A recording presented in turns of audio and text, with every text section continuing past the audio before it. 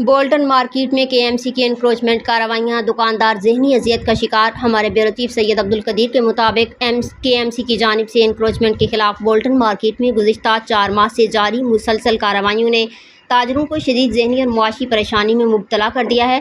دکانداروں کا کہنا ہے کہ آئے روز کی توڑ پھوڑ اور ضبطگی سے ان کا کاروبار ٹھپ ہو کر رہ گیا ہے۔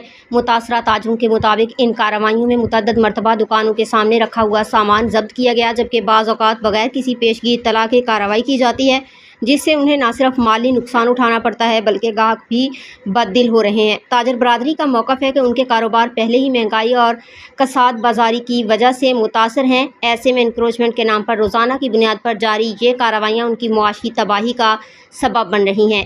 بولٹن مارکیٹ کے دکانداروں نے اعلیٰ حکام سے اپیل کی ہے کہ وہ فوری طور پر صورتحال کا نوٹس لیں اور کارروائیوں کو منصفانہ اور شفاف طریقے سے انجام دیا جائے تاکہ تاجروں کو ذہنی اور معاشی سکون میسر آ سکے۔